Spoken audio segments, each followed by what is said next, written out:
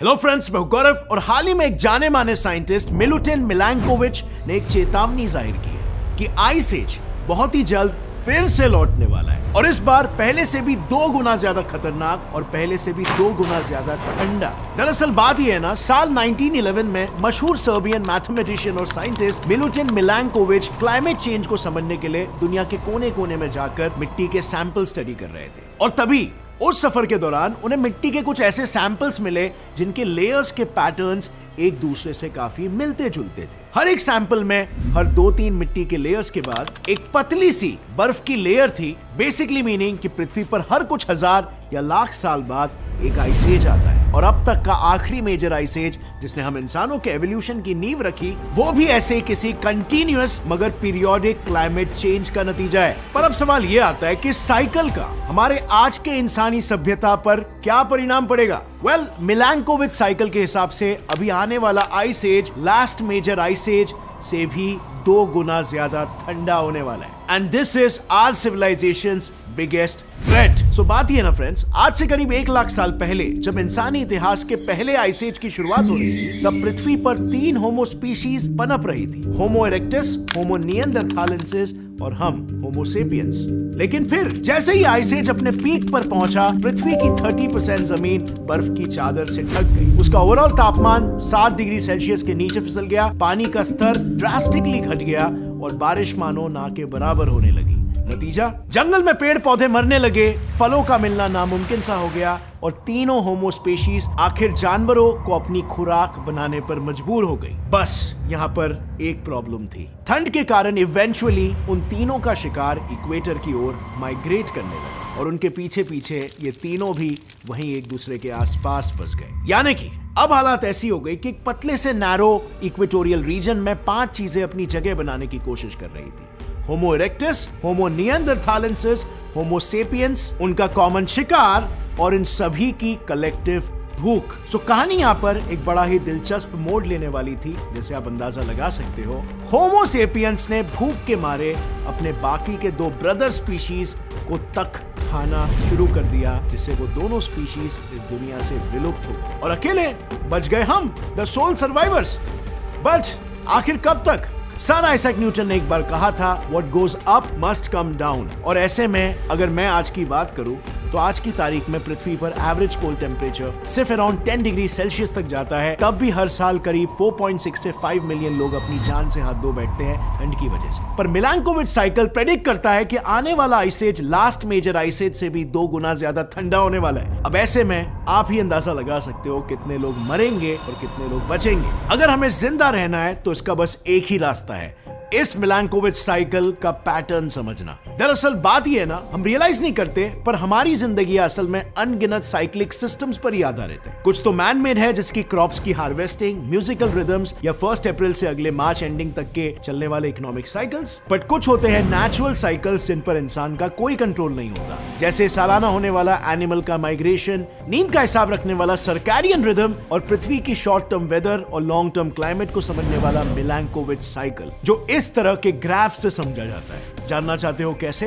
Well, मिलैंकोविच ने जब soil layers का पैटर्न नोट डाउन किया, तब अपने उन फाइंडिंग्स को कंफर्म करने के लिए वो आगे नॉर्दर्न पोल में बरसों से जमी बर्फ के भी लेयर्स को पढ़ने निकल पड़े और इसका नतीजा, इन सब डेटा के आधार पर अब उनके पास एक प्रॉपर हिस्टोरिकल ग्राफ था जिसमें पीरियोडिक अप्स एंड डाउन्स थे। पर पृथ्वी पर तो बस एक ही चीज ऐसी है जो इस तरह का पीरियोडिक चेंज लाती है और वो है हमारे seasons. And now friends, any idea कि सीजन्स कैसे फॉर्म होते हैं? यस, पृथ्वी के एक्सियल टिल्ट के वजह से, राइट? सो ये तो हम सभी जानते हैं कि जब पृथ्वी बनी थी तब थिया नाम का एक प्रोटो प्लैनेट उससे टकराया था, जिसने पृथ्वी के एक्सिस को हमेशा के लिए थोड़ा सा टिल्ट कर दिया। पर ये चीज बहुत लोग नहीं जानते हैं कि ये टिल्टेड एक्सिस हर 41,000 ईयर्स में 22 से 25 डिग्रीज के बीच झूलते रहता है। इनफैक्ट अभी करंटली भी इट इज अराउंड 23.4 डिग्रीज। उन दोनों एक्सट्रीम्स के ऑलमोस्ट बीचों बीच। अब इसे आप इस ग्राफ में भी देख सकते हो। बोरिंग लग रहा है ना? Well, not for मिलैंकोविच।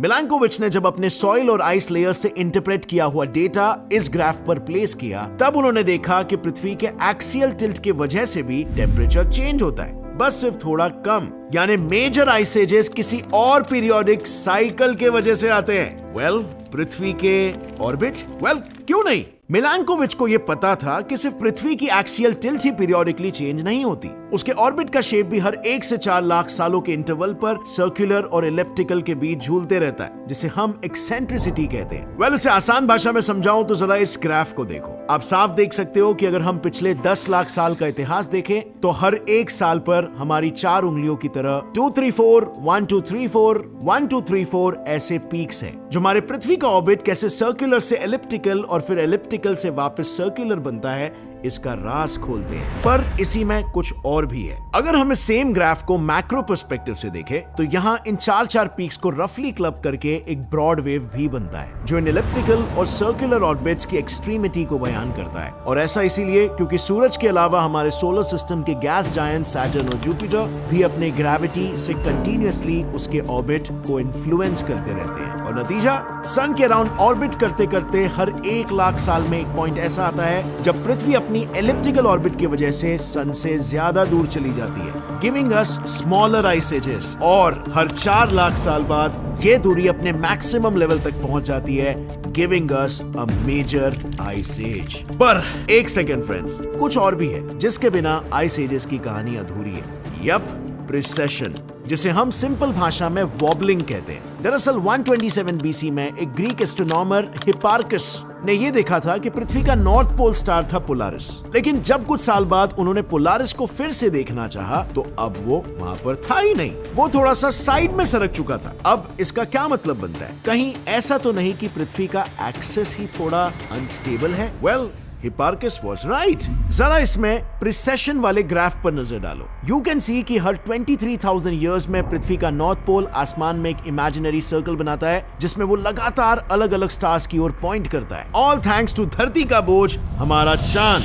नहीं समझे? वेल, मुझे बताओ, जब आप अपने एक हाथ से कोई बोझा उठाते हो तो क्या होता है? यस, ऑब्वियसली आप ऑपोजिट तरफ झुक जाते हो, और बस यही पृथ्वी के साथ भी होता है जब वो भारी भरकम चांद को अपनी ग्रेविटी से गोल गोल घुमाता है। इसका नतीजा वो किसी भंवरे की तरह वॉबल करने लगता है, जो अल्टीमेटली हर साल हमारे सीजन्स कितने स्टेबल होंगे ये डिफाइन करता है। वजह एक्चुअली अब तक हमने जो भी 3 फैक्टर्स देखे उन सभी की मिली भगत है, क्योंकि फिलहाल पृथ्वी का एक्सिस टिल्टेड होने के साथ साथ वो अपने एक्सेंट्रिसिटी और वॉबल के ऐसे स्टेजेस पर है कि जब भी पृथ्वी सूरज के पास ऑर्बिट करती है तब उसका नॉर्दर्न हेमिस्फीयर सूरज के ऑपोजिट साइड में टिल्टेड होता है। यानी भले पृथ्वी सूरज से पास हो या दूर, नॉर्दर्न हेमिस्फीयर का क्लाइमेट ओवरऑल ठंडा ही रहता है, जबकि सदर्न हेमिस्फीयर को फ्लक्चुएशन झेलना पड़ता है। नाउ इमेजिन पृथ्वी का वॉबल बहुत जल्द उसे ऐसे स्टेज पर ले आया जहां नजदीक ऑर्बिट करते वक्त अब नॉर्दर्न हेमिस्फीयर सूरज को फेस करेगा। सोचो अब क्या होगा?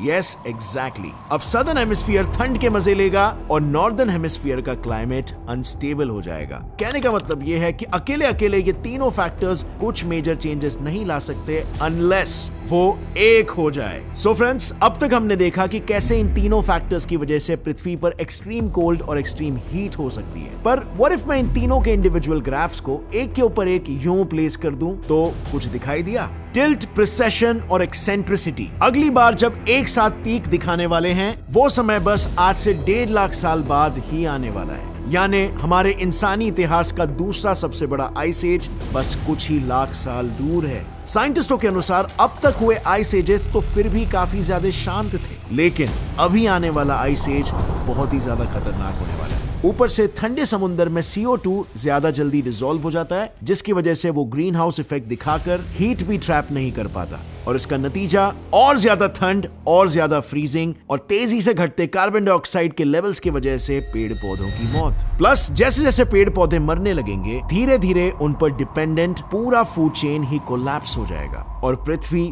फिर एक नए मास एक्सटिंक्शन की ओर बढ़ने लगेगी। What's worse, last ice age में जब कुछ नहीं बचा था तब भी 3 ब्रदर स्पीशीज थी पेट भरने के लिए। इस बार के आइस एज में हमारे पास क्या है? कहीं ऐसा ना हो जाए कि इंसान कैनिबलिज्म का रास्ता चुनने लग जाए, क्योंकि भले ही हमें इस आइस एज के पीक तक पहुंचने के लिए अभी 1.5 लाख साल बाकी है, उसकी शुरुआत ऑलरेडी हो चुकी है और अभी से एटलीस्ट 100 बड़े बड़े मैमेलियन स्पीशीज विलुप्त भी हो चुके हैं। व्हाट्स वर्स, ग्लोबल वार्मिंग की वजह से ओशन सूख रहे हैं और पृथ्वी का मास तेजी से घटते जा रहा है। इससे इवेंचुअली उसकी वॉबलिंग की स्पीड भी चेंज हो जाएगी, और अगर ऐसा ही चलता रहा तो बहुत ही जल्द आइस एज भी शुरू हो जाएगी। और बचे हुए एनिमल स्पीशीज वो बाकी स्पीशीज की तरह एक्सटिंक्ट हो जाएंगे, जैसे कि मैमथ्स। कई सारे रिसर्चर्स के अनुसार मैमथ्स के एक्सटिंक्शन के पीछे का रीजन भी क्लाइमेट चेंज और ह्यूमन इंटरवेंशन ही है। और हम ह्यूमंस की वजह से ये मैमथ्स इतने सैकड़ों साल पहले कैसे एक्सटिंक्ट हो पाए, इसके ऊपर मैंने ऑलरेडी एक डिटेल वीडियो बनाया है, जिसे आप यहां पर क्लिक करके देख सकते हो। Interesting video. और फ्रेंड्स, अगर इस वीडियो से आपको कुछ भी नया सीखने मिला,